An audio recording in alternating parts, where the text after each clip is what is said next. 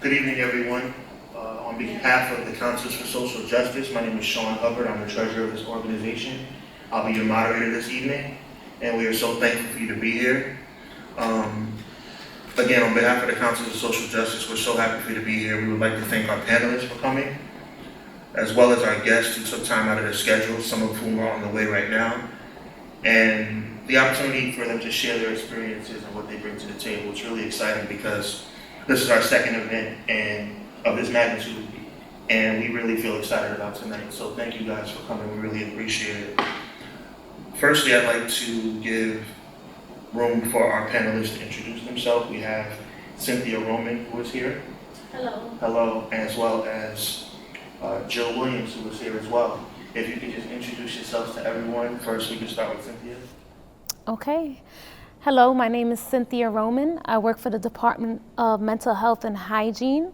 I've been in the field of social work for about 10 years, working with families, individuals transitioning from the criminal justice system, adults and children on the autism spectrum. And I'm currently a mental health trainer. Wonderful. We welcome you. Thank you for coming. We appreciate it. I'd also like to introduce Ms. Jill Williams, if she would tell us a little bit about herself before we get started. Sure. That was so nice and sweet, so I'll try to be brief. My name is Jill Williams, and I also work for the New York City Department of Health and Mental Hygiene as a trainer in the Bureau of HIV and AIDS.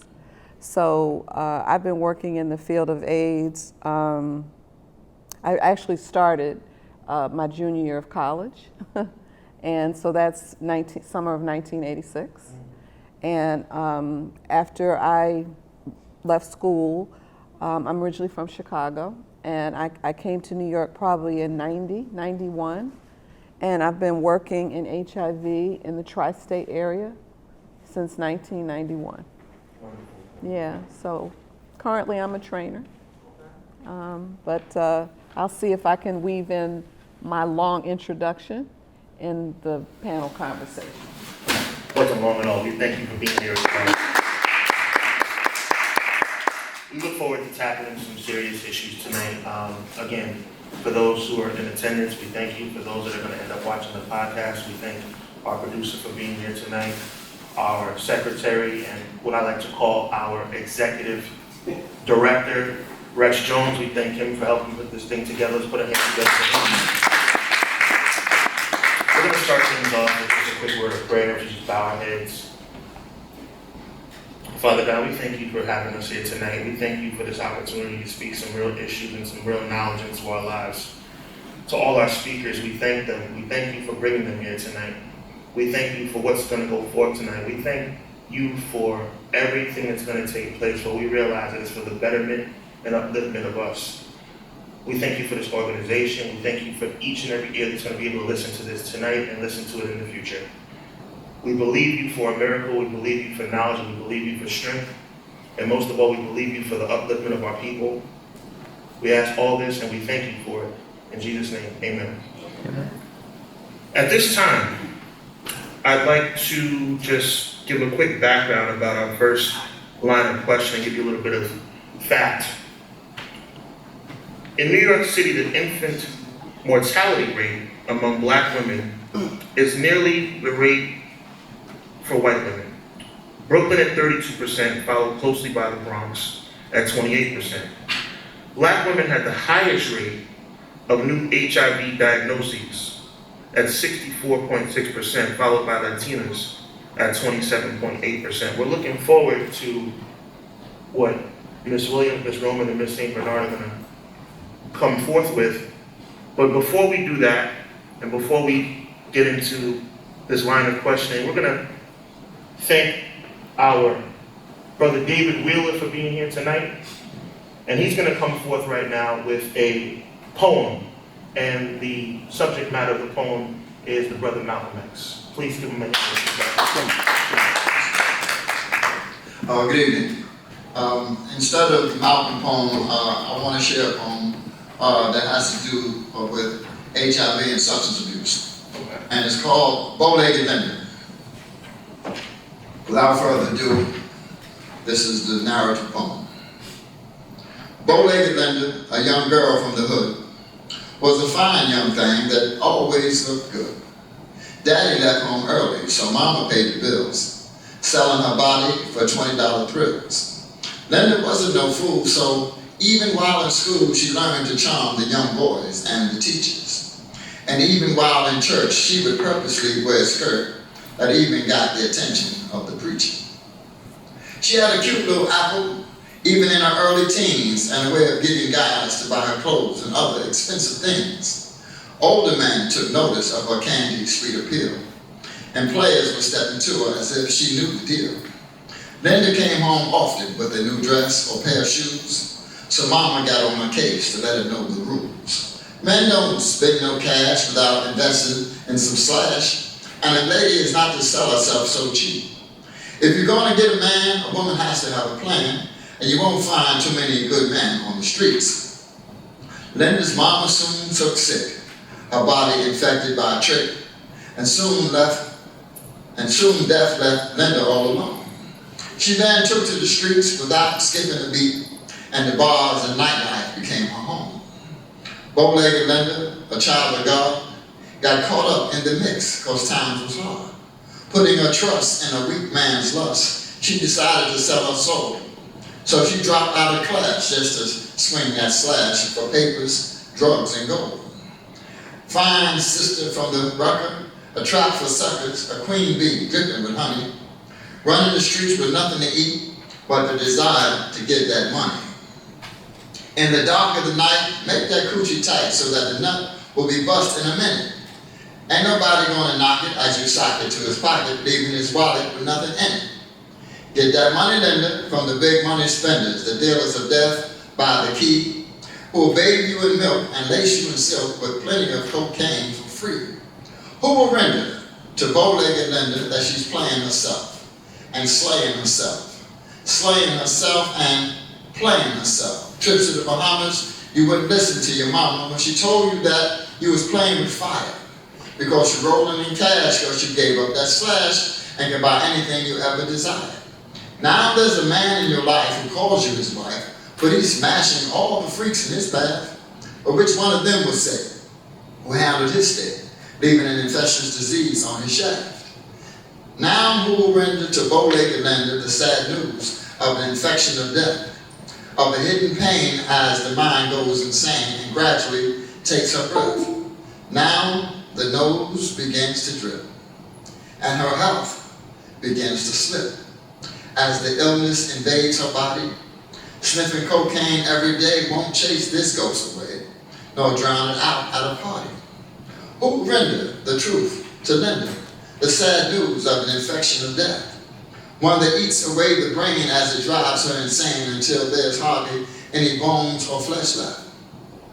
Bow-legged Linda, a felony offender, lashes out with vengeance and rage, commits the unspoken with a gun left smoking, is confined to a prison cage. Bow-legged Linda upstate, they will send her with a bid for 22 years, and all that's left of her dreams of peaches and cream is an appeal of hope and tears. Bow-legged Linda, a child of God, got caught up in the mix because times was hard. Putting her trust in a weak man's lust, decided to sell her soul. But then she awakened with all things forsaken in a life in a world that's cold. To all the young Lindas, honey, sweet and tender, who will sell your soul for papers, drugs, and gold, stop playing yourself and slaying yourself. Slaying yourself and playing yourself. The streets are a prison that will take away your vision and strip you of your self-esteem. So resist its glitter and reconsider your values and a place as a queen. Get into yourself, realize the real wealth, more precious than diamonds and gold, and know for certain on this earth there is no greater worth than this purity of your heart, mind, and soul. To brothers with daughters, niece or sister, pass this on, mister, as advice while they still have a chance. Because the streets will take them under, leaving their minds astray and wander, allowing the disease that causes AIDS to advance. We live within a culture of human vultures that will prey upon the ignorance and the weak, While millions are dying and families are crying, the rich get richer as we speak. There's no time to get weary. HIV is not a theory, it is a sexually transmitted disease. It is a destroyer of communities and health that impair the human self, threatening to bring the entire world to its knees. The truth is in our hands. Let us take an ethical stand against a lifestyle of perpetual slaves. Without morally intelligent decisions, we have no sense of vision that will protect us from an early grave. Let clear knowledge, insight, and love go out to us and from us as a people, and to our common shared humanity and faith and struggle. Dawood.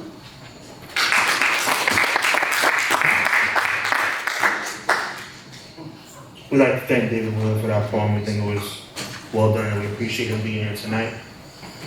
Before we move forward with the balance of our program, we would also like to acknowledge this is a pre-Mother's Day program as well. So we'd like to acknowledge and salute all the mothers here tonight, as well as those that are going to be watching. We understand that women of color should be valued, should be respected, and we appreciate them. And the nature of tonight with having these distinguished guests is to honor them and to give credence, understanding, and an open ear to their opinions. So once again, to our panelists, welcome. We'd also like to give room for Ms. Natasha St. Bernard to be able to introduce herself to our audience tonight. My name is Natasha St. Bernard, and I work for Montefiore Medical Center as a methadone counselor. Thank you. Thank you. Thank you. Okay, so now it's time to get into the meat and the crux of this program, which is the opinions of our distinguished panelists. So I'm going to pose this to the panel. Again, I'll repeat the previous fact that I spoke of earlier. In New York City, the infant mortality rate among black women is nearly triple the rate of for white women. Brooklyn at 32%, followed closely by the Bronx at 28%. Black women have the highest rate of new HIV diagnosis at 64.6%, followed by Latinas at 27.8%. In light of that fact, we'd like to ask our panel, why do you think the infant mortality rate is so high for black women? And secondly, why is the rate of new HIV diagnosis still rising amongst black and Latino women with all the intervention in New York City? Any panelists, please feel free. Well, I guess I'm the one that has a lot of the HIV experience. So first I'd like to say that just in preparing to come here, I was reading your information that you just mentioned. Of course, I know this because I'm a trainer and I talk about this all the time. And I just want to say a couple of things. That the rates of HIV infection for black women and Latina women combined have always been 80+% of the population of women that are infected with HIV. And it's always shocking to me to see it again in writing.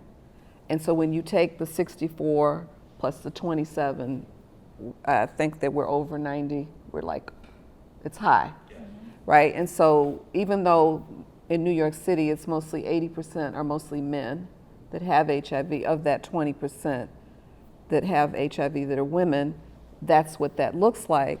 And so I spoke to the head of our unit at Department of Health in preparation to come here. And she said we've almost eliminated HIV for white women in New York City, which is really startling to have her say that. So I just say that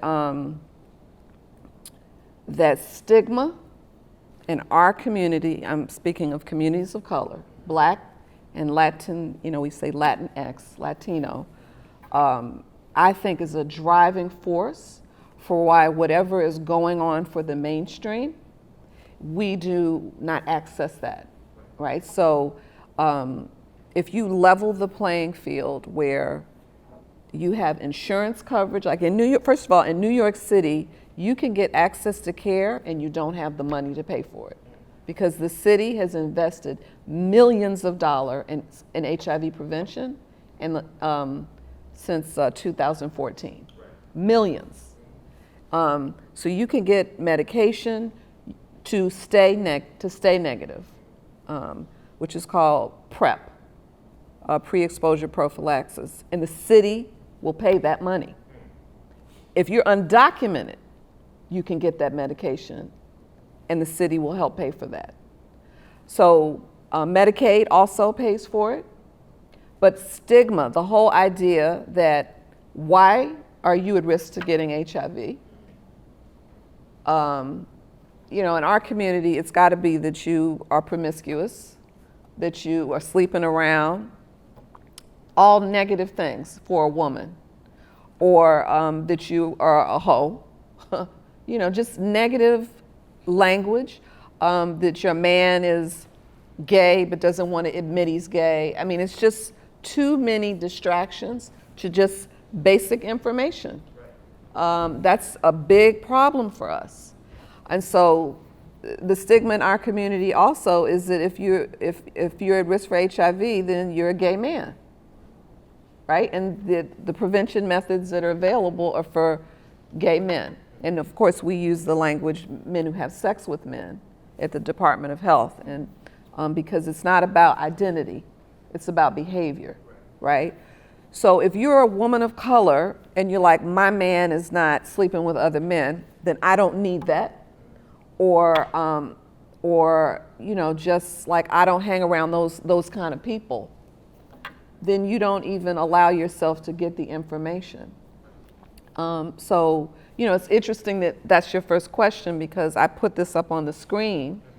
The Department of Health had an excellent campaign for PrEP. And the men who have sex with men community took that information and made sure that they had it, either through social media, through their hookup sites or whatever. They make sure that they know how to get this stuff. And even in that community, black men have been sometimes turned away in the beginning from accessing it. So, you know, and what is that about from a provider standpoint? Who they choose gets the prescription. We've done a lot better in the men who have sex with men community, but just in the last month or two, we launched a campaign for women. And that's the image on the screen called Living Sure. So we're trying to help women understand that PrEP is for them too. But it's gonna take all of us to make sure the messaging is out there. But stigma is a big problem for us. And stigma is coming from places that we trust, right? It's coming from our healthcare providers, it's coming from our churches, it's coming from our homes. So the places where you go for support and for information have all this negative stuff about sexuality and sexual behavior. And that's just a part of our culture. And I think it is legend. It's legacy. It's just part of who we are. It's part of our DNA that sex is taboo. Enjoying sex is taboo. Enjoying sex with people that are of the same gender is taboo. Enjoying sex with multiple partners is taboo. It's taboo. However, all of our marketing is about women looking super sexual. It's like weird. It's like this whole kind of warped kind of community. Church on Sunday, high holy, can't have sex, but then everything is sexy and sexual. And black women have been sexualized forever. It's either you are a mammy and you're a big loving person and you can hold all the babies on the bosom, or you are slutty. So, and I think our videos and music videos kind of sexualizes us also. But then we can't talk about sex, and we can't have sex. And so how are you gonna talk about sex education if we're not talking about sex? So all HIV prevention is talking about sex. Well, before we go into the next line of questioning, I'd like to piggyback off of what you had to say, Joe. Over-sexualizing women. Yes, ma'am. As a heterosexual male myself, obviously attracted to the female form. You know, females are attractive to me because I'm a heterosexual male. Instagram, social media, television over-sexualize our women on a consistent basis. How do you, if you were to give advice to your sister in the struggle, how do you maintain your sexuality without falling into over-sexuality and falling into that premise of, you know what, over-sexualized, overexposed, things of that nature? Well, first of all, I'd like to move away from that labeling. I think that's the big problem with stigma, is that how I choose to express myself is how I choose to express myself, right? So I just think how we are confused about things is problematic. So I think that being sexy is not a bad thing, right? But I think that it's complicated. So if I had a daughter, and I do not, I have 2 sons. If I had a daughter, I probably would say to her, are you going out looking like that? Right? I probably would say that. But I also might also say, when she looks beautiful, you look beautiful. And so you can be sexy and beautiful, but you can be safe. And that's what I would tell a sister in the struggle. You can be sexy and beautiful and think about being in company when you are in the streets and not being alone. You can be sexy and beautiful when you go hang out and still be safe. I think that's possible. I just think that we get mixed messages a lot, and it's very confusing when trusted sources are telling you you can't be spiritual and godly and talk about your body. And I think that a lot of people are not going to church and seeking the church because they feel that they're judged when they're in the church. So what I'm saying is we become stifled culturally. And how can we talk about HIV prevention if we can't talk about sexuality? And how can we continue to go to our places of worship or places that we feel safe and trusted if people are looking down on us and saying all kinds of things? And so in my workplace, I'm being exposed to Black people who do not have a gender, Black people who are same-sex loving, Black people who are gay identified, all of the above. But the safe, trusted places that they grew up in, they cannot go to. So what happens is they turn to places where they can get affirmation. And sometimes that's drugs. The poem, the Dawood. Sometimes affirmation and joy comes in behaviors that are very, very unsafe. So if I can't get it from somewhere, I'm gonna get my affirmation somewhere, right? So I think that is why you see those numbers. We appreciate that. Thank you so much. To Cynthia and or Natasha, please feel free to, both of you, please chime in. I wanted to actually discuss and piggyback off of what Jill talked about as far as culture is concerned and answer that question about infant mortality rate being so high among Black and Hispanic women. And the reason why I feel that is because of the expectations from our culture and societal norms, right? The woman is expected to nurture, to take care of others, right? Whether that is the husband or the grandmom or the parents who have a chronic illness, the babies that are already born. And then on top of that, a lot of the women are working as well, so they're also breadwinners. And so if you are brought up in a traditional household, and I'm talking about my Hispanic household, right? I come from a Puerto Rican background. We're taught to care for everyone else. And if I'm caught up in that hamster wheel of work and that grind of getting up every single day and going to work and coming home and cooking and cleaning and tending to the husband, the children, the grandparents who may be living in the household, when do I have time to take care of me? And if I'm working a job that doesn't have health insurance, or that I don't have those benefits to take a day off, a vacation day, a sick day, how can I afford to take care of me, right? So all these burdens that the female gender may have, right? How do I go ahead and take care of me? That raises your stress level. Then we produce the hormone of cortisol, right? Cortisone. And so that will in fact induce labor. And then inducing labor, then you have those premature babies, low birth weight. And so yes, that's why the babies are dying within a year, because we don't have the privilege, the opportunity, the health insurance, or just the time to go ahead and take care of ourselves. That's just what it is. Well said, well said. Natasha, do you have anything you'd like to add? Well, I wanted to take it back a little bit further about our teenagers. Our teenagers are really being affected towards HIV as well, because as I was growing up, we had sex prevention in school. They no longer have that. I think now parents have to consent to condoms and everything else. So when you're talking about HIV, it's coming from our youth.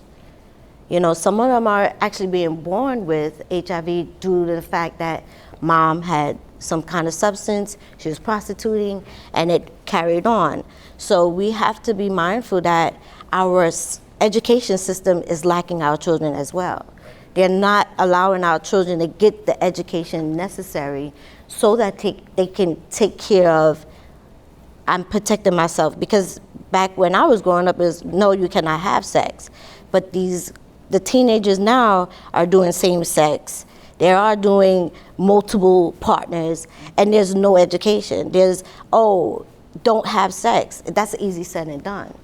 But there's no education behind it to say, this is what happens when you do. Then I think the kids would get a clear understanding.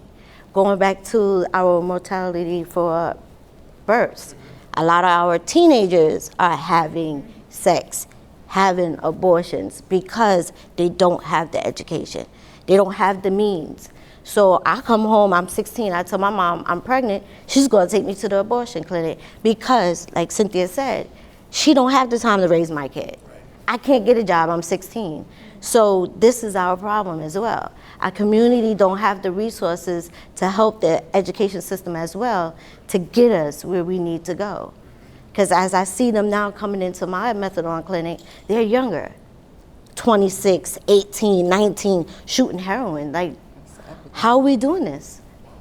You know, so it's serious. And the thing is, our system is somewhat failing us because there's not a parent with a concern of their children as well.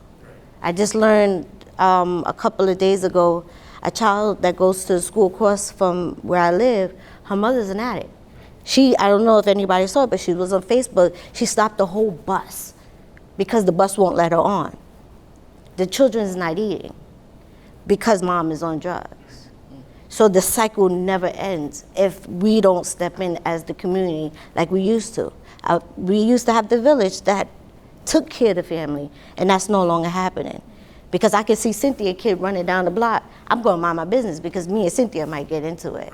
So that's no longer happening. So at this point, if we need to find a way to get into our education system again and teach them from young so it can cease. And until then, we'll be where we at. Thank you for that. Thank You're welcome. Ladies, it's obvious in the African American and Latino communities on all fronts that we go lacking in certain areas. Specifically to this subject matter, do you believe that medical providers are at a shortage as it pertains to this particular demographic in the Black and Latino communities? And if so, why do you believe that is? What do you mean when you say short? It's just not enough availability in the inner cities, and from what we've looked up, for our communities to find the help that they need, if that makes any sense. Like, And if you agree with that point, why do you feel that is? So I can tell you what I think and see actually, because I was a young parent. Right now there's clinics, right? There are clinics out there in the neighborhood, in the area where people can access. But when you get to that clinic, people may be waiting hours before they're seeing a primary care physician. Yes. They may not even see a primary care physician. It may be a physician's assistant. It may be a nurse. It may be a CNA. We don't know because we don't ask questions, right? That's that failure to have that conversation and be able to ask questions to what we see as an authority figure, the person in the white coat. And so if I am, again, a single parent or maybe a nurturer, or I'm working, right? And how do I have the time to go ahead to access this resource and stay at a clinic for hours at end? And then when I do receive that care, that physician's assistant, that nurse, that one doctor that may be on staff is overworked. They're pushing people in and out just to get the people going, even though they're waiting hours and hours for care. So the quality of services are decreased, right? And so what happens is that a lot of times people are getting in and out. They're not saying what they're feeling, those symptoms, what's happening really, or they don't question the prescriptions that they're receiving. And so they're getting these prescriptions for things that they may not even know what it's for, right? So I feel like there may be one or two clinics out there, but the quality of care it's poor. It really is. And if I have no time to spare, then I'm not gonna go to that clinic to spend all day long there. I can't afford it. I also believe it's our welfare. Okay. I think it's failing us as well because now you have to be at a certain qualification. $1 over, you don't meet that qualification. So our our managed care has become, here's a limit. So if I'm a substance abuse user and I go to a clinic to get help, I have 60 visits. That's not enough. Right. So at this point, our welfare system is also failing us because not enough people can get health care. It's always been a problem. You know, or like Cynthia said, I'm a working parent, but yet I'm also getting Medicaid. Here's my certification, come in the mail. Now I gotta take off a whole day to go do that. I might not go. Right. And then if I don't go, welfare is going to cut me off. So once welfare cut me off, now I don't have no insurance. I can't go to that doctor who's going to take me an hour. So the medication I'm going to have to pay for. So at this point, they're going to have to stop doing what they do to go sit at welfare for a whole 6-8 hours just to get a recertification, which still will take 45 days. And to both of your points, you go to certain neighborhoods and that wait is not 2 and 3 hours. You're in and out in 30 minutes. And, you know, it's undeniable that this is no coincidence. So, please. So the reason I asked you, what did you mean by shortage? Because, I mean, obviously the system is overwhelmed. But also in our community, we go to the doctor when we're sick. So we don't have managed health care, right?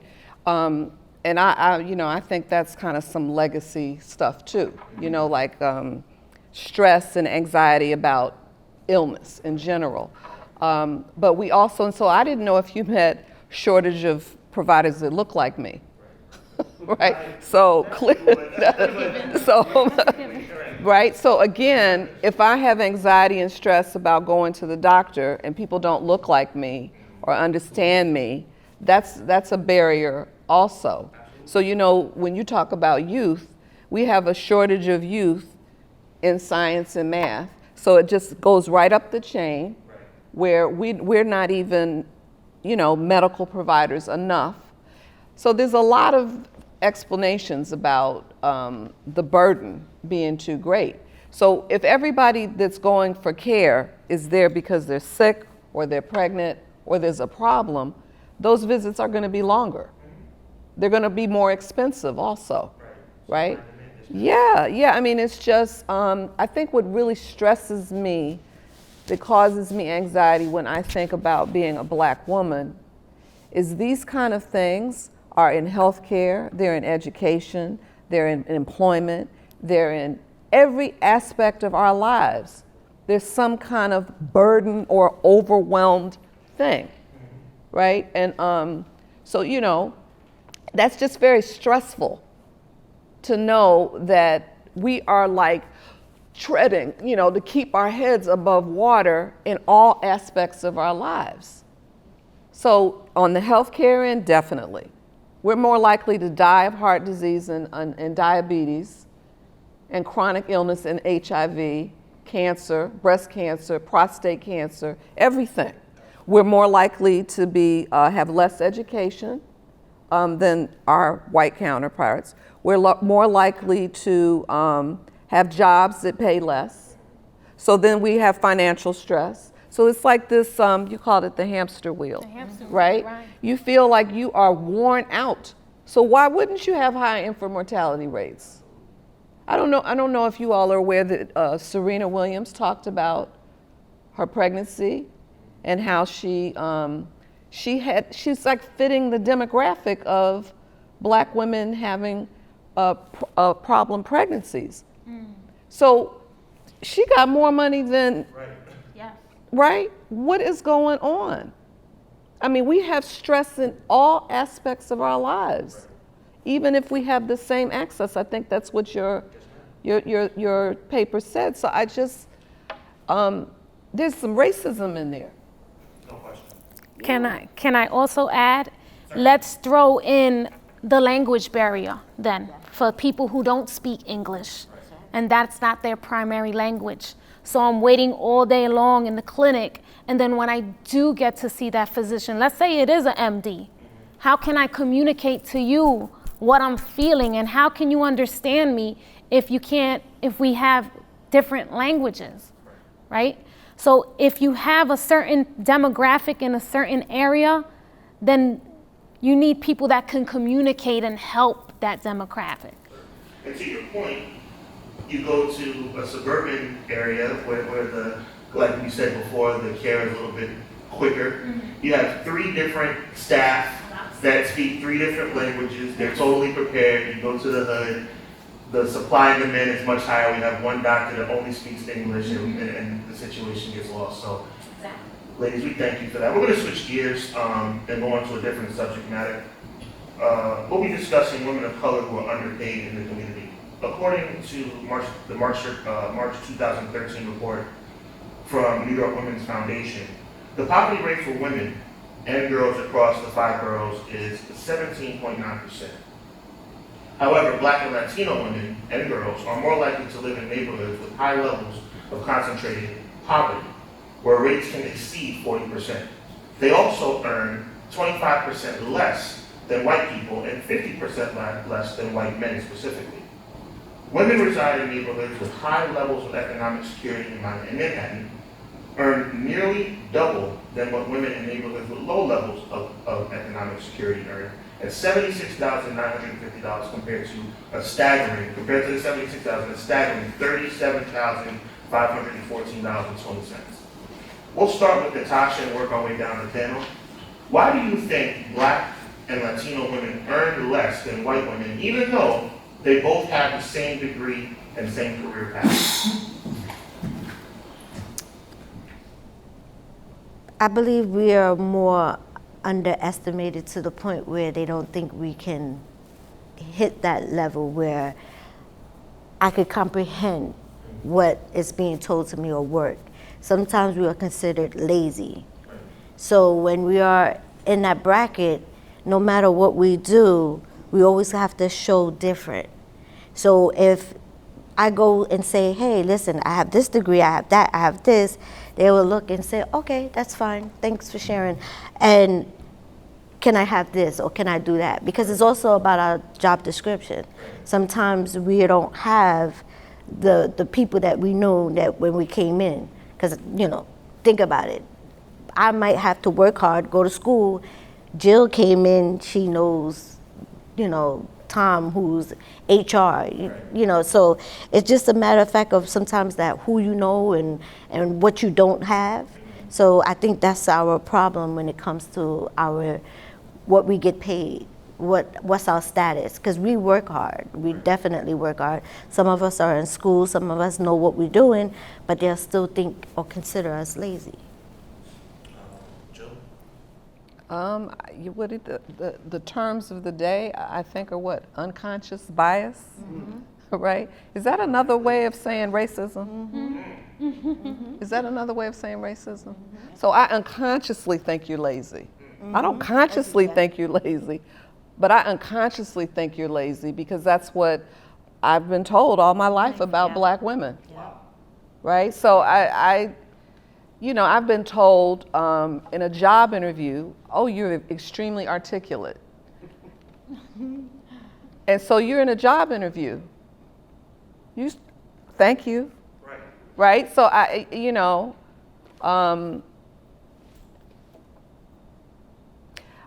saw Angela Davis speak in college, and she was talking about the same issue, and that was 1984 maybe for me. And she said black women are at the bottom. She's talking about black and brown women at the bottom. If you elevate them, everybody on top of them gets elevated too. It's not like we're gonna replace people. Right? But you said it politely.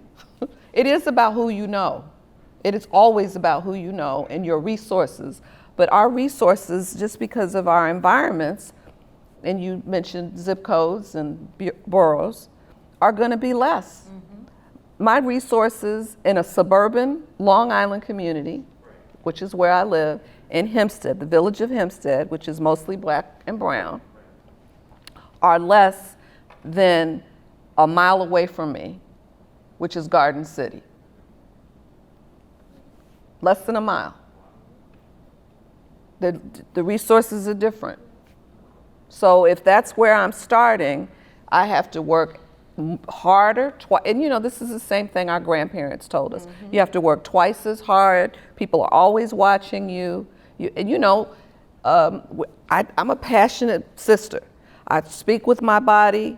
I'm very expressive. That gets you in trouble in the workplace, right? So then you're an angry black woman, right? If you're in an important meeting and you have something important to say, and you express it the same way as a white counterpart expresses homophobia or xenophobia, you are in trouble, right? So it's that stress I was talking about, right? It's just really, just keeps going.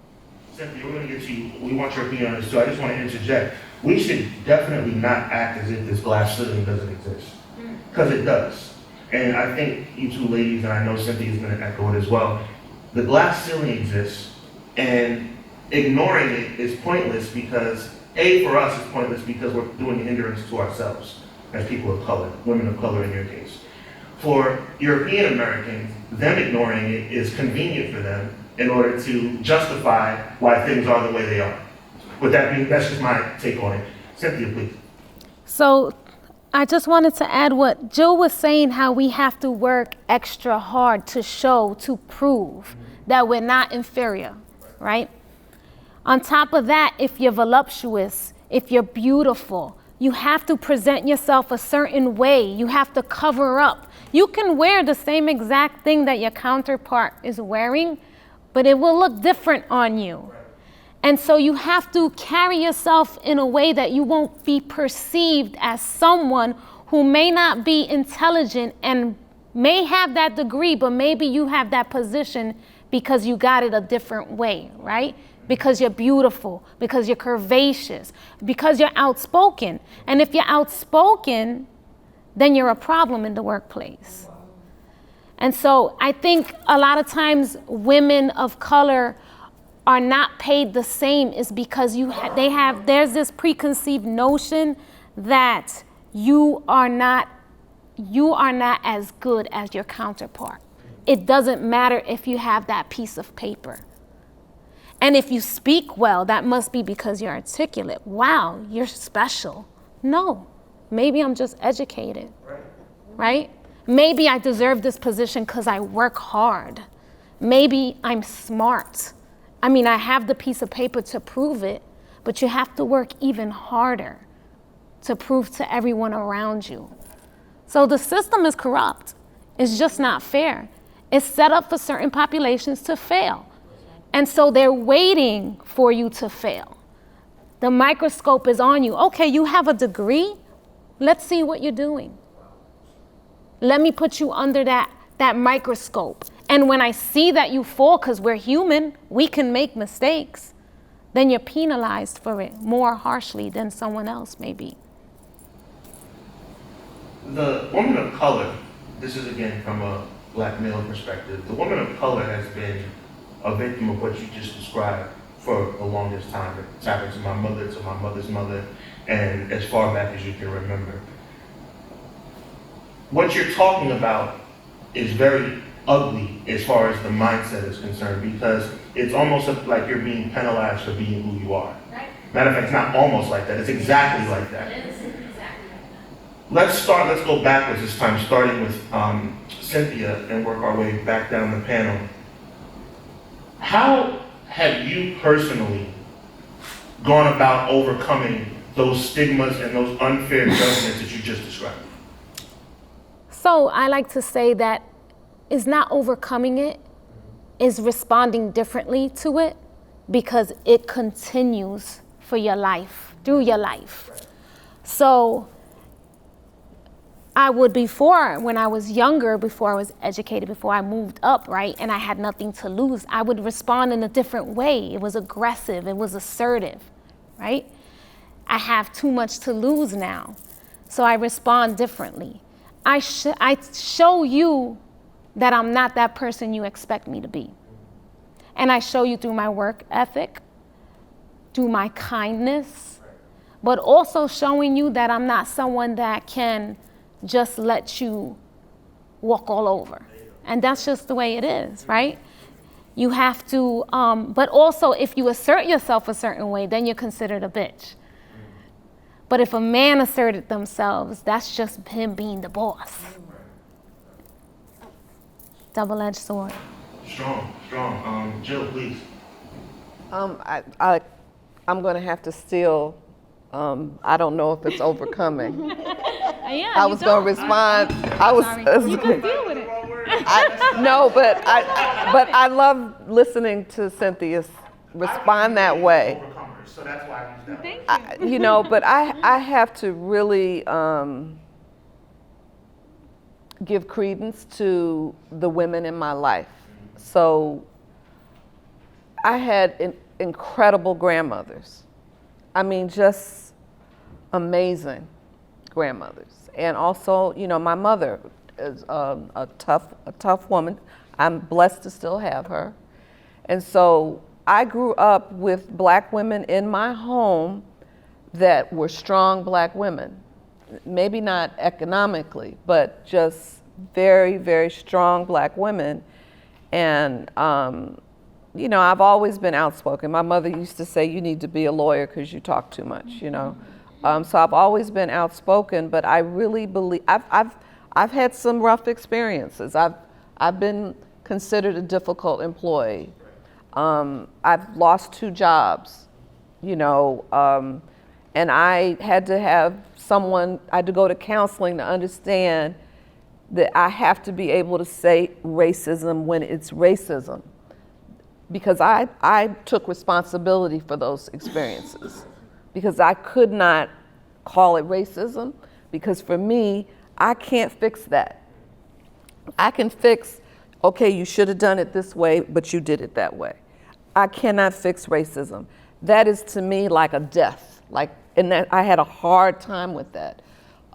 So I had to have some tough lessons, and I had to experience that I have to work harder, and I had to experience that I'm gonna be called a bitch, or I'm gonna be called, I didn't know you spoke like that, right? Like, how come you speak this way, and then you speak this way? So, W.E. Du Bois called that like double consciousness, where when you're at home with your people, you're like, yo, what's up? And then you're at work and there's not too many people, and you're at lunch and somebody hears you go, yo, what's up? And they're like, oh, you don't have to speak like that. So I experienced that and then got disciplined at work for that, right? And lost a job and really had to go through, I had to go through it to come out on the other end and say that my people that have surrounded me, my higher power, which is God, you know, I'm a Christian, prayer, like really helped me through it. Because I think there are a lot of us that will turn to drugs, will turn to, you know, alcohol, behavior, and just like anxiety that becomes like illness. And I have not experienced illness. I have experienced physical sickness behind work and these experiences, and like mental health problems, which I think are very common for many people of all different races, but definitely Black people. It's, you know, you are constantly saying, and you speak about being a heterosexual man, am I good enough? You know, and this is who we are partnered with sometimes, you know, if we're partnered with men, is men who are constantly saying, I am not good enough. Like, they won't say it because y'all don't do that, but you feel it. But I'm just saying, at least let me speak from the eye. My Black man does not say that, but he is living it. When you lose employment, when you can't get employment, and then we are supporting that, right? And that, overcoming that, living through that is a walk of faith. It's a walk of faith, and sometimes you have to be able to have joy without things. And you know, our culture is very thing ordered. I'm speaking from my Black experience. Nice cars, even if you don't have a nice home, right? Nails, hair, we spend a lot of money on things. And when you can't have those things, you are faced with a moment of truth. What is really going to provide you joy? That was in that bow-legged Linda. Mm-hmm. She was seeking all of those things from the street, from sex, from drugs, from jewelry, from gold, money, and that's a dead end for us. But when you are not getting it from all kinds of places, where do you find it? And so that moment of truth, I've had that moment of truth, and I'm just 52, right? So I feel like I'm trying now to, you asked how do you overcome? I'm trying to be happy with what I have and what I've done now, because I want to at least live long enough to teach my children that and my grandchildren that, or somebody. But I don't know if we always learn that. And that's tough. That's strong. Thank you for that. Ms. Asha, please. So I don't think us as Black women will ever overcome that part of us in the work field, learning how to be respected. My grandmother always said, your color of your skin is always your sin. And at a young age, I never understood that until as I got older. And I always said this to myself, you're that leader. Never go in thinking you're gonna take over. Always go in to be a leader. And with being a leader, you have to learn to listen. Because sometimes people tell on themselves.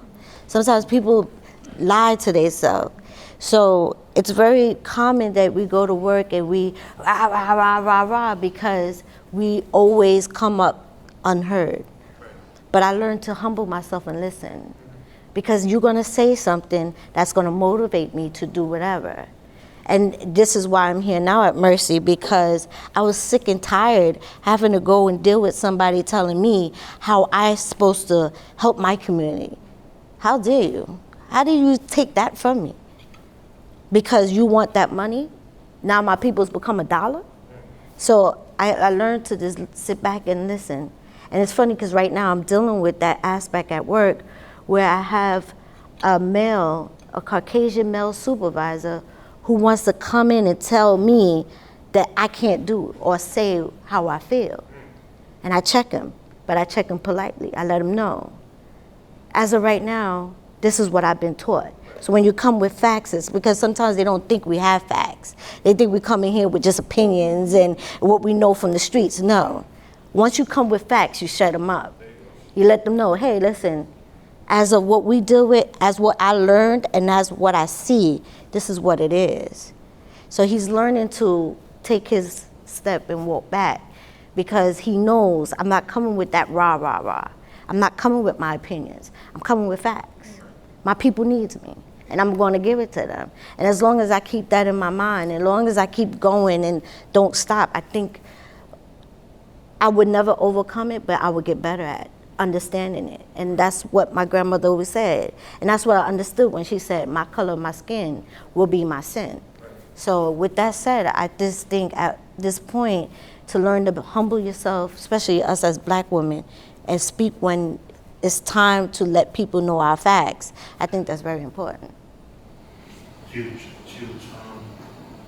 We thank you. We thank all three of you ladies for what you brought forth tonight. We'd like to open up anybody might have a question for our panel. If they don't, I do, so you're not off the hook yet. But we do want to open it up for the people who came out. If you do have a question, just raise your hand and I'll acknowledge you. Okay.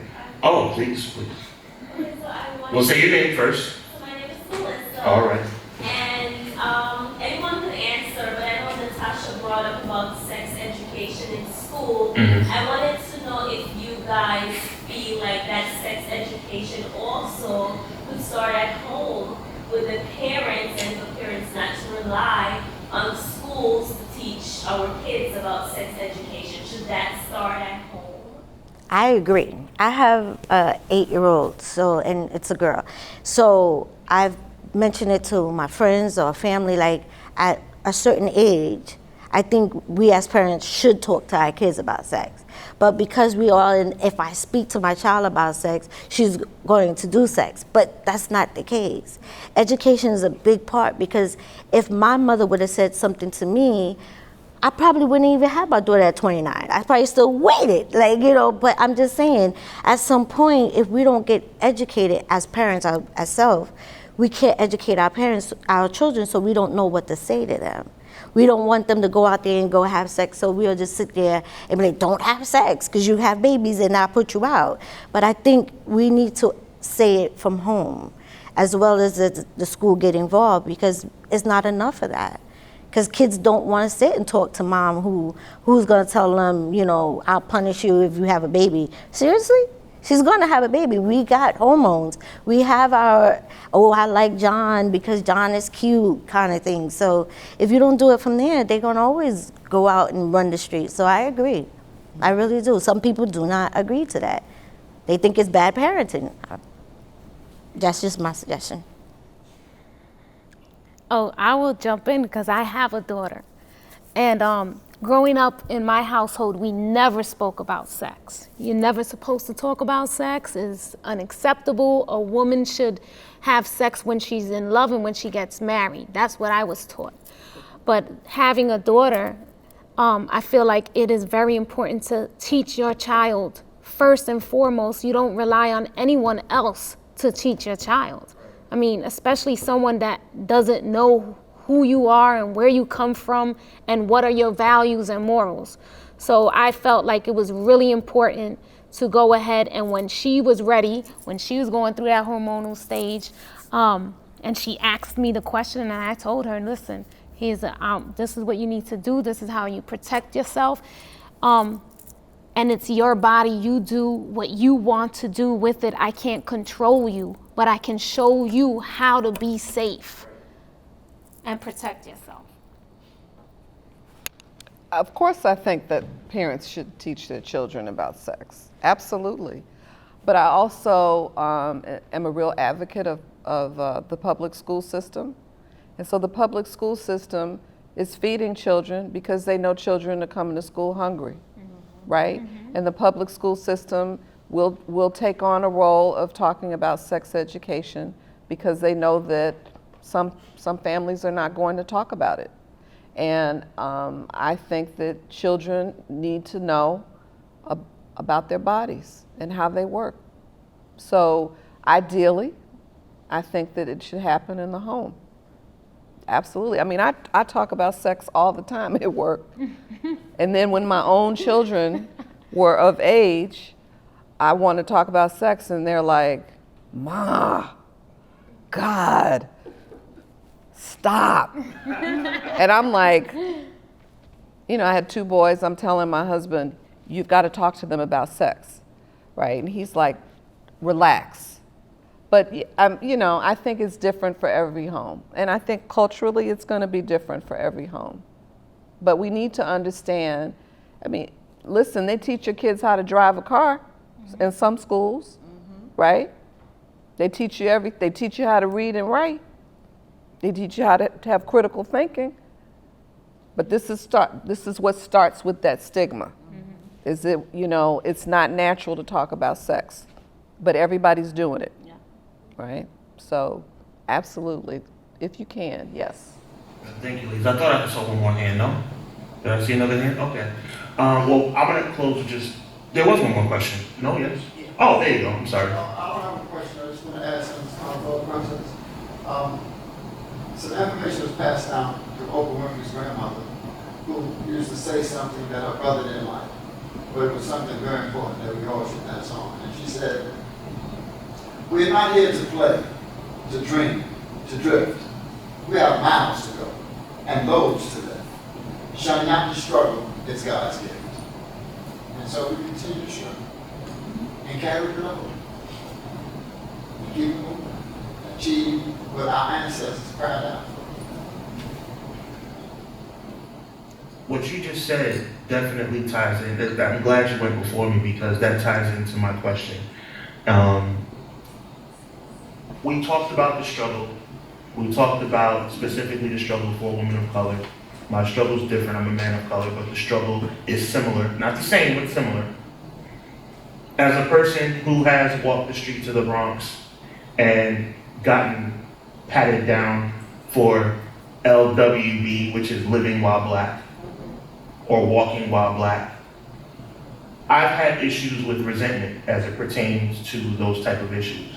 You guys have just explained very eloquently some issues that you've had to face and what you're doing to rise above those issues. Any one of you 3 ladies on the panel, all 3 of you, whoever wants to speak, how do you avoid the mindset of resentment as it pertains to things that you've been through?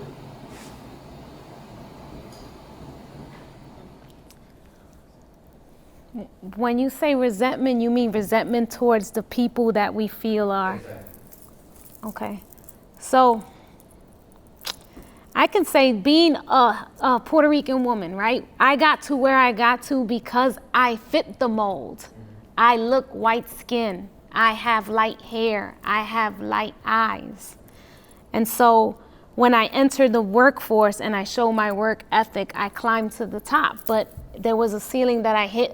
There was no longer nowhere for me to go once they knew who I really was, right? Because it's hard to hide when you have that in you, right?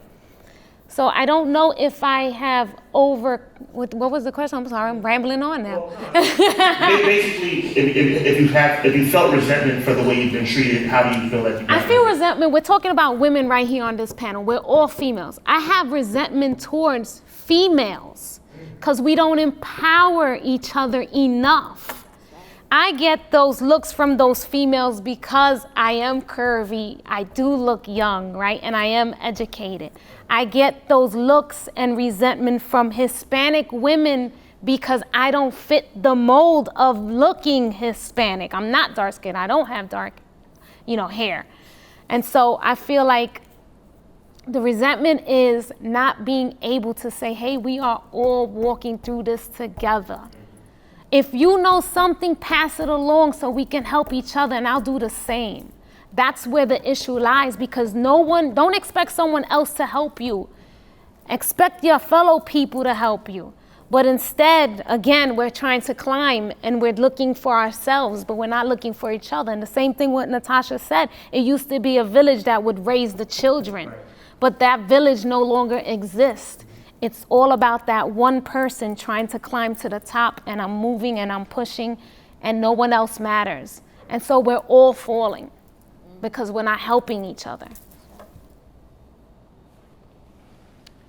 So there's a side of me that definitely is frustrated and very, I don't want to say angry, but at times I can get really angry and voice my opinion. But this is the side I aspire to. And it kind of goes along with what Daoud said about carrying the load. And that is that I am who I am because I have gone through this tunnel.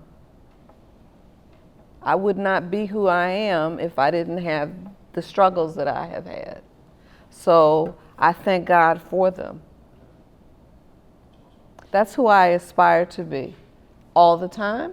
But I have moments when I'm resentful, but then I remind myself that I told my son recently who broke up with his girlfriend and he was really just agonizing over this. And I said, baby, you can't know love without pain. So, our ancestors carried some really, really heavy loads. And God bless them. And I thank them for their struggles.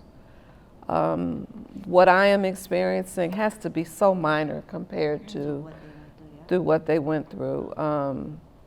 So it's okay for me to have all this. And I'm raising 2 black men. And I'm fearful of the struggle of being a black man in America. I cried when I had my son. And I felt very shameful for that. Because I said, how am I going to raise a black man in this country? And that's scary, and I am definitely, it's very emotionally taxing every time you see something. But you know what? We as a people, there's so much beauty and complexity in us. And we would not be who we are if we had not I'm not saying it's good to have all this suffering and pain. I'm just saying it is what it is. And I have to trust the process of what God has given me. Natasha, just want to give you room to have your remarks and then we're going to close out. Basically, the resentment is there because, once again, like Jill said and Cynthia said, this is something we dealt with for years. We're going to continue to deal with it. I'm just going to use it more to keep me going. And I've learned if you help one, you help many. So I'm going to just keep it that way and just keep going. And as I get to that point, I'm going to continue to help. No matter how mad or how sad I get with the community that's, above me, is just what it is. You got to keep going. You have to not think about what's out there. You got to think about how to help. They said if you are part of the solution, it's better. Don't be part of that problem. So that's what I have.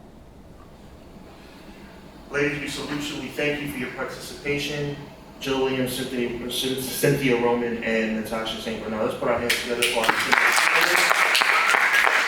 We also want to give a big nod and thank you to our brother David Wheeler for that awesome poem. Put it together one more time. Oh, you want another poem? You want to give us something else? No. All right. Give it to us, brother. All right, this one, do I need you on stage? No. Okay, this one is entitled Evolution of a Revolutionary. It has to do with the human struggle. And some of you just saying the African American struggle is the human struggle. And we see it reflected in the African American life. In the midst of revolutionary change came Malcolm. Born of a womb touched by enemy hands, his hair and skin, blood red from the sin of rape, of a sacred bond, historically violated, always hated, never forgotten in an environment rotten, like a cancerous sore oozing with the social pus of an infested mentality.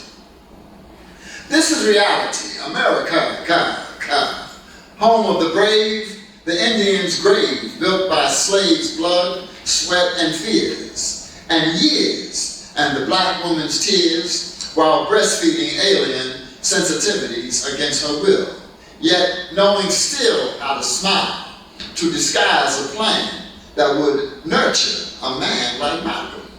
Intelligent, confused, truant, misled, from an aspiring head, a lawyer, whose father godly bred, near severed head was found on the back track roads of democracy. This is hypocrisy, land of the free. He refused to be less than a man. Culturally dead, Detroit bred, dictionary scholar, chasing the dollar down Harlem streets, zoot suit and gas head, dancing at Small's Paradise. Number dice, hustler, pimp, walk with a limp, without ball and chain. Was it all in vain? No, prison learned, unanswered questions burnt deep inside his mind. Then Elijah shined a light, and changing wrong to right, he became a leader, Black Panther breeder, outshining Black Prince, and in every sense a man, like many who came before him, and the world could no longer ignore him. Master debater, oppression hater, tough beer, Allah is greater, Black nationalist, radical revolutionary thinker, brother man, Muslim husband, father of 6 daughters. But soon came the orders to check, out of respect for the death of a president, so as to not reflect dissension, but jealous intention from others turned brother against brother, and history repeated. Again, we were cheated, out of the strength we so much needed. Al-Hajj Malik began to speak from a distance, but was heard with resistance out of fear, because they did not want to hear what was spoken, for the spell had been broken during Hajj. He seen the mirage of illusions and ethnic confusions, and like a falcon, the vision of Malcolm became clearer as death drew nearer, and Malcolm became dearer to us as his message drew us, and maturity grew us, and it seemed he knew us best. But then came the test, and like each of us, Allah's decree reaches us. And though many conspire out of fear, hate, and love, Allah's will is above every man, and his is the plan over every power. So thus came the hour that is certain, and Malcolm died, a martyr in Allah's cause. And even now we pause to reflect and show respect for Malcolm. Thank you.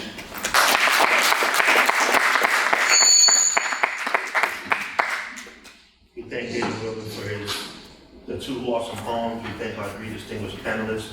Before we close out, we want to acknowledge our advisor. We thank him for being here tonight, Dr. Jack Simons in the back of Solutions. We thank each and every one of y'all for coming. Believe me, it means so much to us on behalf of CSJMC. We really appreciate it. I'm not going to let him off the hook. He knows this is coming. It is my distinguished honor. He knows it's coming, y'all. I do this to him every time, and I'm never going to stop because he deserves to close us out because he's so intricate to our organization. He is the secretary of this organization, but he's so much more than that. Like I said, I've deemed him the executive director, the chief executive officer, the chief financial officer, any officer you can think of. And more importantly than all of that, he's my brother in the struggle. I thank him so much. And we're going to call on our brother Rex Jones to close us out.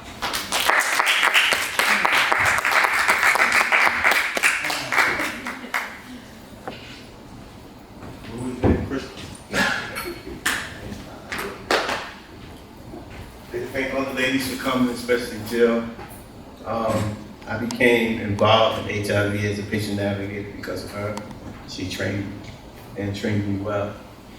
Most importantly, this is the end for me. I was part of CSJ. It's not the end, but as far as I'll be graduating soon, I want to thank Professor Simmons personally for enlightening me about this group. Thank you so much. I gave him such a hard time, but he hung in there with me. He's one of the few that hung in there with me. Most importantly, I'd like to say I'm a very, very happy man today because I'm married to Natasha.